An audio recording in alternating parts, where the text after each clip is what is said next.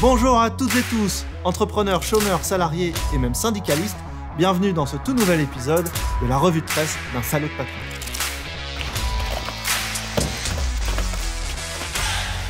Lu dans Le Monde, les dividendes des entreprises du CAC 40 ont bondi de plus de 29% en 2022, soit 6 fois plus qu'aux États-Unis. Leurs bénéfices cumulés s'élèvent à 142 milliards d'euros. Voilà. Rien à ajouter, vous en faites ce que vous voulez. Pendant ce temps, toi, tu prends 15% de plus sur la bouffe, 300% sur l'électricité et tu payes 2 € le litre ton essence.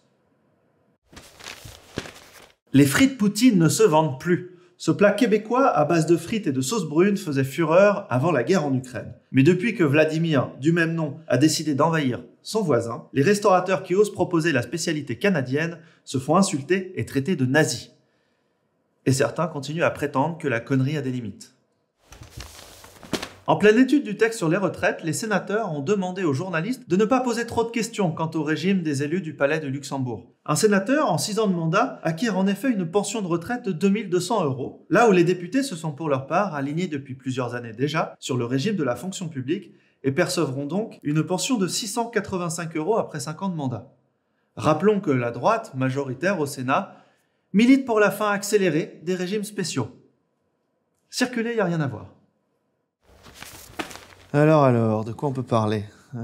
Préavis de grève à la SNCF, oui, comme tous les jours. Le PSG éliminé de la Ligue des Champions, comme tous les ans. Une trottinette contrôlée à 99 km/h en plein Paris, comme depuis qu'Anne Hidalgo est maire. La Russie envoie 86 missiles sur l'Ukraine. Ouais, bof. La Corée du Nord intensifie ses exercices de guerre. Oui, on s'en fout en fait. Louis Boyard. Ah, Louis Boyard. Le député NUPES du Val-de-Marne, Louis Boyard, a appelé les élèves du primaire à bloquer les portes des écoles en fabriquant des barricades de Lego pour montrer leur solidarité avec les grévistes.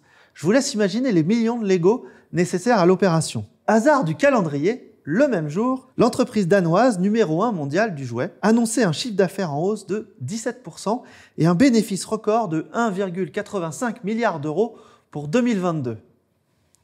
Le député insoumis serait-il vendu au grand capital? Nous sachons. Lu dans Ouest France, Qatar Airways a annoncé en grande pompe le lancement d'une ligne commerciale entre Doha et Toulouse. Problème, la compagnie aérienne a accompagné cette annonce d'une photo d'Albi, située à 1 heure de la ville rose et où accessoirement il n'y a pas d'aéroport. Comme quoi, il n'y a pas que les Américains qui sont nuls en géographie. Si, rappelez-vous, c'était sur CNN en 2005. Le député Europe Écologie Les Verts Julien Bayou a déposé un texte visant à l'interdiction des jets privés en France. Si ça passe entre les retards des vols commerciaux et les grèves SNCF, le PSG va vraiment être obligé de prendre le char à voile. Selon Oui Demain, les 15 000 participants à l'Écotrail de Paris, cette course allant jusqu'à 80 km et 1500 mètres de dénivelé, n'ont qu'une obsession en tête, réduire l'empreinte carbone de l'événement. Mais moi aussi! C'est pour ça que j'y vais pas. Vous avez certainement vu le geste de la semaine. Éric Dupond-Moretti, garde des Sceaux, a fait 3 doigts d'honneur au président du groupe républicain à l'Assemblée nationale. Le lendemain, le ministre s'est excusé si son geste a été mal compris.